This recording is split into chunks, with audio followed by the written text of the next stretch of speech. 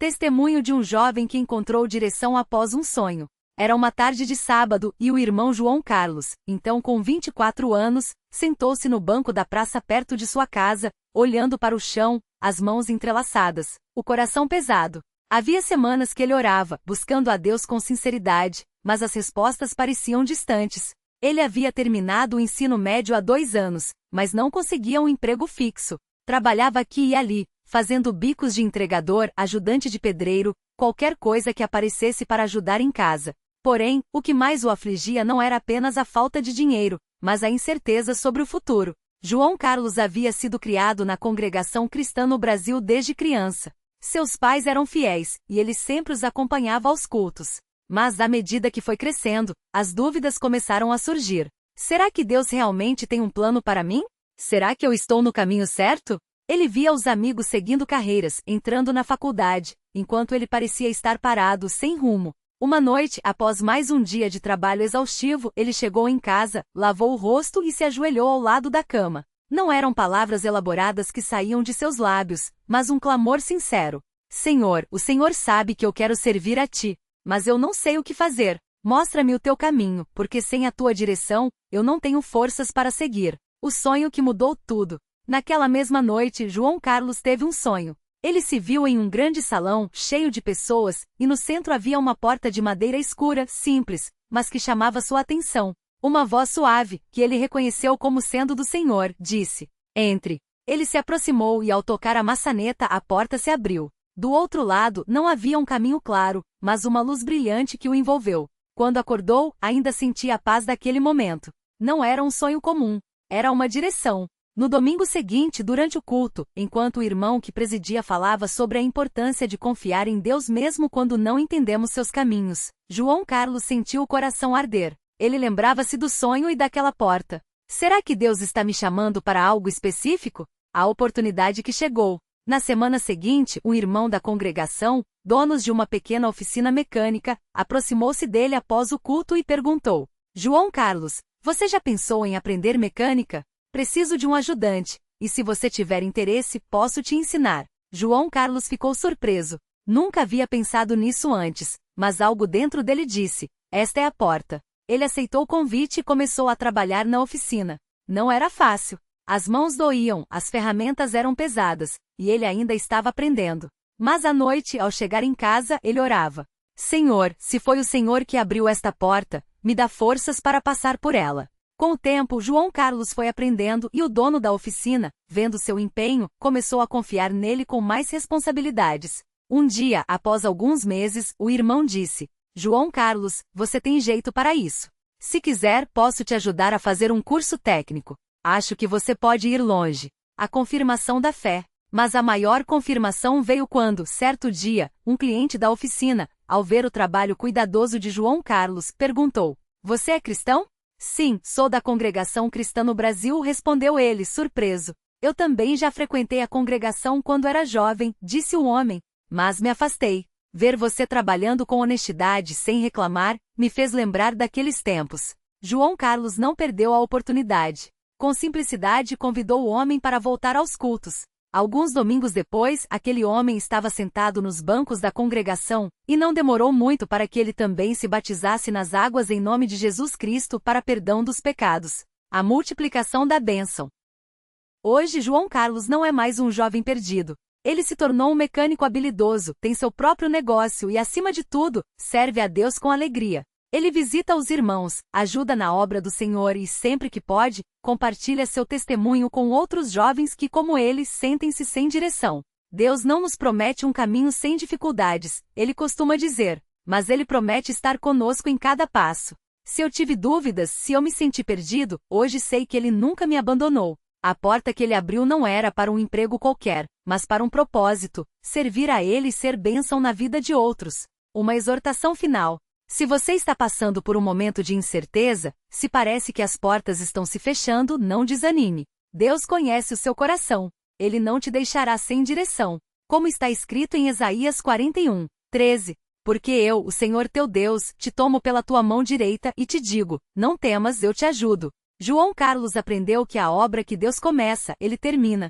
E se ele abriu uma porta para ele, pode abrir para você também. Fique firme, confie e siga em frente. Glória ao nome santo do Senhor. Amém. A profundidade da restauração, detalhes que marcaram a vida de João Carlos.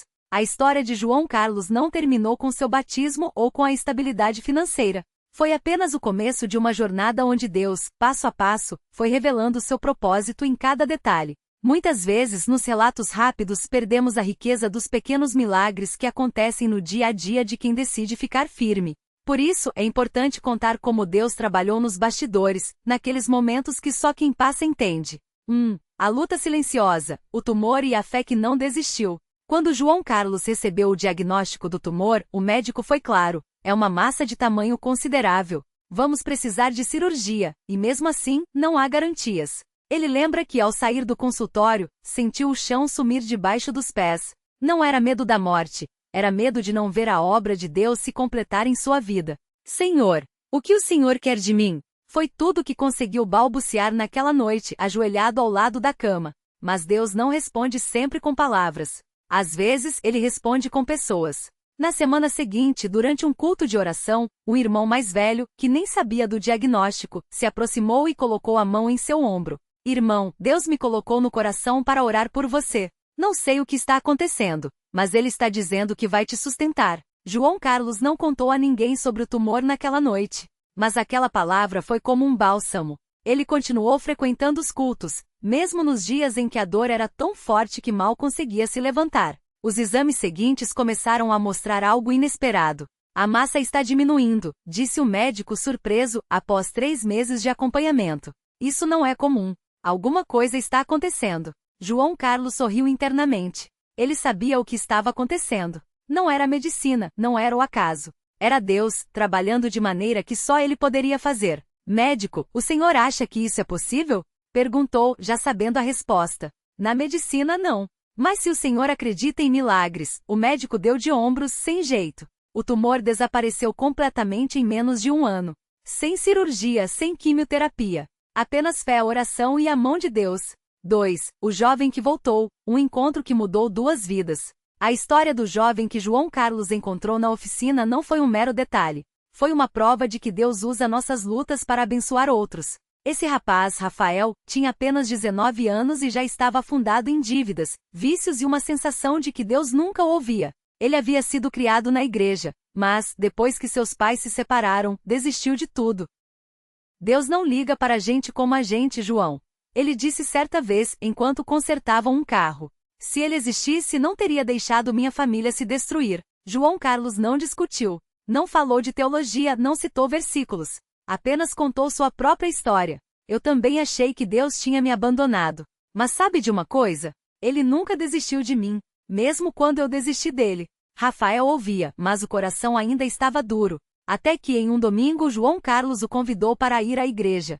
Não quero saber de igreja, irmão. Lá só tem hipocrisia, respondeu, amargo. João Carlos não insistiu, mas orou. E na semana seguinte Rafael apareceu no culto. Não por convite, mas porque, segundo ele, algo puxou para lá. O que aconteceu depois foi algo que só Deus poderia fazer. No meio do culto, enquanto o coro cantava Lava-me, Senhor, e serei mais branco que a neve, Rafael começou a chorar. Não era um choro de tristeza, era um choro de alívio. Como se, pela primeira vez em anos, ele sentisse que Deus ainda o amava. Naquela mesma noite, ele se ajoelhou e pediu perdão. E algumas semanas depois foi batizado nas águas. Mas a história não parou por aí. 3. O pai que não desistiu do filho. Rafael tinha um pai, seu Antônio, que nunca deixou de orar por ele. Mesmo depois da separação, mesmo depois de todas as brigas, ele continuava indo aos cultos sozinho, pedindo a Deus que restaurasse seu filho. Quando Rafael voltou para a igreja, seu Antônio não acreditou. Meu filho, é você mesmo? Perguntou com os olhos cheios d'água ao vê-lo entrar no templo.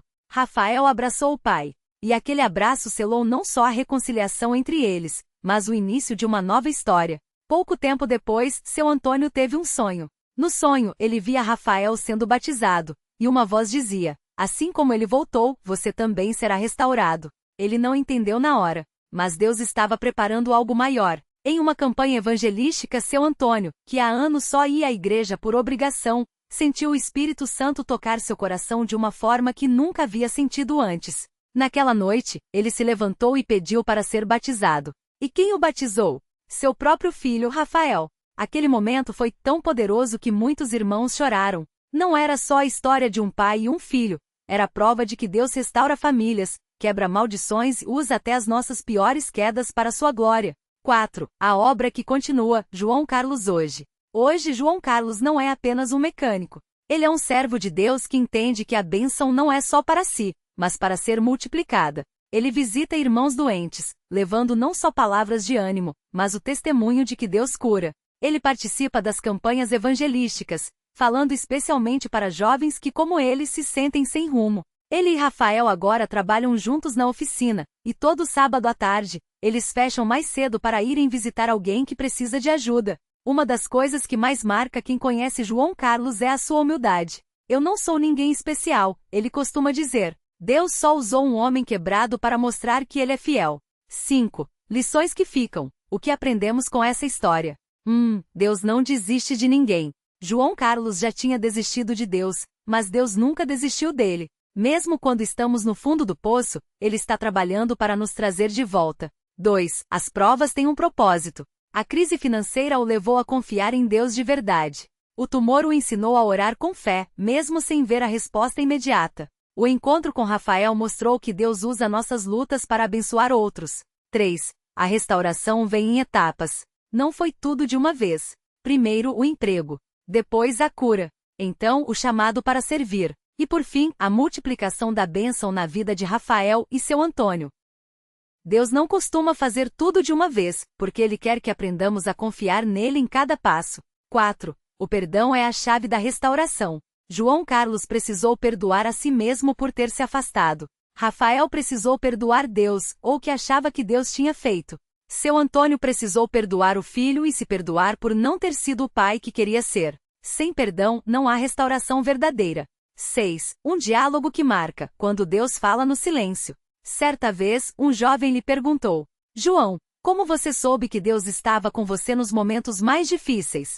Ele respondeu com uma história que poucos conheciam. Uma noite, quando eu ainda estava desempregado e com medo do tumor, eu me ajoelhei e disse: Senhor, se o Senhor está aqui, me mostra um sinal. Nada aconteceu. Mas no dia seguinte, enquanto eu caminhava pela rua, uma senhora idosa que eu nunca tinha visto me parou e disse: Meu filho, Deus me mandou te dizer que ele não te esqueceu. Ela não sabia nada sobre ele. Não sabia que ele estava doente, que estava sem dinheiro, que estava com medo. Aqui eu entendi. Deus não precisa de sinais grandiosos. Às vezes, ele só precisa de um coração disposto a ouvir. 7. A última exortação. Fique firme não é só um conselho, é uma promessa. Se você está lendo essa história e pensa, mas a minha situação é pior, João Carlos tem uma mensagem para você. Eu também achei que a minha situação era sem saída. Mas Deus não olha para o tamanho do problema, Ele olha para o tamanho da nossa fé. Ele não está pedindo que você seja perfeito. Está pedindo que você confie. Se você está desempregado, Deus pode abrir uma porta. Se você está doente, Deus pode curar. Se você está afastado, Deus pode te trazer de volta. Se você acha que já errou demais, Deus pode te perdoar, porque a obra que Ele começou em você, Ele vai terminar. 8. O fecho com a palavra de Deus. Como está escrito em Filipenses 1:6, versão tradicional na CCB. Tendo por certo isto mesmo, que aquele que em vós começou a boa obra a aperfeiçoará até ao dia de Jesus Cristo. E em Isaías 43:2, quando passares pelas águas eu serei contigo. Quando pelos rios, eles não te submergirão. Quando passares pelo fogo não te queimarás, nem a chama arderá em ti. Deus não promete um caminho sem provas, mas promete estar conosco em cada uma delas.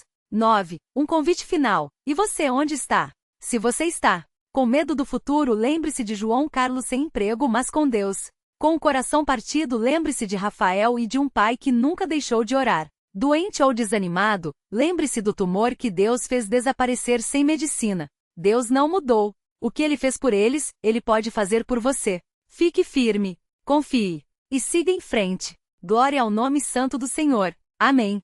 10. A noite em que tudo parecia acabar, mas Deus estava no silêncio. João Carlos nunca esqueceu aquela terça-feira, 14 de março. O dia tinha sido mais um na longa sequência de nãos, o banco ligou cobrando o aluguel atrasado, o supermercado recusou fiado e o último bico, consertar um telhado, foi cancelado porque choveu. À noite sentou na calçada de casa com as contas espalhadas no chão, a luz do poste tremeluzindo sobre os números vermelhos. A esposa Maria já tinha chorado tudo o que podia. Os 2 filhos, Pedro de 8 anos e Ana de 5, dormiam sem jantar direito havia 3 dias. Foi então que ele olhou para o céu e pela primeira vez em meses, não conseguiu nem rezar. Só conseguiu balbuciar: Senhor, eu não aguento mais. Não é justiça, é sobrevivência. Se o Senhor não me ajudar agora, eu não sei o que vou fazer. Não houve voz do céu. Não houve um anjo. Só o barulho distante de um carro passando e o cheiro de terra molhada. Mas foi naquela hora que João Carlos lembrou das palavras do irmão Paulo, o mais velho da congregação, que certa vez disse: Filho, às vezes Deus não fala no trovão. Ele fala no silêncio. E é no silêncio que a gente aprende a confiar. Ele se levantou, guardou as contas e entrou em casa. Maria estava sentada na mesa da cozinha, com a Bíblia aberta em Salmos 34. Não precisou dizer nada. Ela só olhou para ele e sussurrou: Vamos ao culto amanhã, mesmo que não tenhamos passagem. Vamos a pé. E eles foram. 11. O culto que mudou tudo. Um encontro com a misericórdia. Na manhã seguinte, João Carlos e Maria chegaram à igreja suados, com os pés doloridos de tanto caminhar. Não tinham nem trocado de roupa direito. Entraram pelo fundo, envergonhados, e sentaram no último banco. Mas ali, algo aconteceu. O irmão que dirigia o culto naquela manhã era o mesmo que anos antes tinha batizado João Carlos. Sem saber de nada, ele leu Salmos 37, 25. Fui moço e agora sou velho, mas nunca vi desamparado o justo, nem a sua descendência a mendigar o pão. João Carlos sentiu como se aquelas palavras fossem só para ele. E quando chegou a hora das ofertas, com as mãos trêmulas, ele colocou no prato as últimas moedas que tinha R$ 12,30, tudo que restava para o leite das crianças. Senhor, pensou, se o Senhor não me ajudar, amanhã meus filhos vão dormir com fome de novo. Mas hoje eu escolho confiar. Não foi um gesto heróico. Foi um ato de desespero transformado em fé. 12. A oferta que veio do nada, Deus sabe das suas necessidades. No final do culto, enquanto João Carlos ajudava a guardar as cadeiras, como fazia sempre mesmo nos piores dias, o irmão Mateus, um homem simples que trabalhava como pedreiro, se aproximou. João, você tem um minutinho? Ele pensou que fosse para algum serviço na igreja, talvez consertar algo. Mas não. Eu tive um sonho ontem à noite, disse o irmão Mateus, coçando a barba grisalha. Sonhei que você estava com uma necessidade grande, e que Deus queria que eu te desse isso. E tirou do bolso um envelope amarelado surrado de tanto uso. Dentro, 5 notas de R$ 100. Não é muito, mas é o que Deus me deu para te entregar hoje. João Carlos recuou assustado. Irmão, o senhor não sabe o que isso significa. Mas eu não posso aceitar, o senhor também precisa. Não é meu, João. É dele. E ele sabe das suas necessidades. João Carlos segurou o dinheiro com as mãos trêmulas. Não era uma fortuna. Não pagaria todas as dívidas. Mas era exatamente o valor do aluguel atrasado, mais o suficiente para comprar comida por uma semana. Naquele momento ele não chorou de alegria. Chorou de alívio. Porque pela primeira vez em meses Deus tinha falado. Não com trovões, não com milagres espetaculares. Mas através de um irmão simples que obedeceu a uma impressão no coração. 13. A restauração do trabalho. Deus abre portas quando a gente menos espera. Na segunda-feira seguinte, João Carlos recebeu uma ligação. Era o antigo patrão, dono de uma pequena marcenaria, que o tinha demitido 6 meses antes por falta de serviço. João, eu sei que te devendo ainda 3 meses de salário. E não tenho como pagar tudo agora. Mas, eu consegui um contrato grande. Preciso de você de volta. Se quiser, pode começar amanhã. João Carlos quase deixou o telefone cair. O senhor não precisa me pagar tudo agora, não. Só me dá o serviço, e a gente vai ajustando. Não, João. Deus me tocou o coração. Eu não ia ligar, mas ontem na igreja, o irmão falando sobre dívidas, eu não tive paz. Você volta amanhã, e eu te pago pelo menos 1 mês agora, para você se virar. Aqueles R$ 1.200 não resolviam tudo, mas eram o suficiente para começar de novo. E foi assim, passo a passo, que Deus foi restaurando. 14. A cura do tumor, Deus apaga mesmo. Mas a maior prova ainda estava por vir. 2 meses depois, Maria começou a sentir dores fortes no abdômen. Os exames revelaram um tumor no ovário, e o médico foi direto. É maligno. Precisa operar rápido. João Carlos sentou no corredor do hospital com as mãos na cabeça. De novo, senhor? Por quê? Mas dessa vez, ele não desistiu. Reuniu a igreja. Os irmãos oraram. Jejuaram. Maria, mesmo com dor, continuou congregando. Se Deus quiser me curar, Ele cura. Se não, eu vou glorificá-lo do mesmo jeito, ela dizia. O médico marcou a cirurgia para daqui a 3 semanas. Mas na véspera do procedimento, um novo exame foi feito. Não entendo, disse o médico franzindo a testa. O tumor encolheu. Não desapareceu, mas está muito menor. Vamos refazer. Uma semana depois, outro exame. Isso não faz sentido. Não tem mais nada aqui. Os médicos não tinham explicação. Mas João Carlos e Maria sabiam. Deus apaga mesmo, Maria disse, segurando o relatório médico como se fosse um milagre escrito em papel. Não foi instantâneo. Não foi espetacular. Foi Deus trabalhando no tempo dele. 15. O retorno do filho pródigo. Aqui não é lugar de julgamento. Mas a história não terminou aí. Um ano depois, na porta da igreja, João Carlos viu um rapaz parado, hesitante. Era Rafael, o filho de um irmão da congregação que tinha se afastado anos antes. Estava magro, com olheiras, cheirando a cigarro. Eu não deveria estar aqui, Rafael murmurou. Mas minha mãe pediu. João Carlos não fez sermão. Não deu lição de moral. Só estendeu a mão. Entra, filho. Aqui não é lugar de julgamento. É lugar de perdão. Rafael entrou. Chorou no culto. Voltou na semana seguinte. E 3 meses depois estava nas águas do batismo, com João Carlos e o irmão Mateus ao seu lado, orando por ele.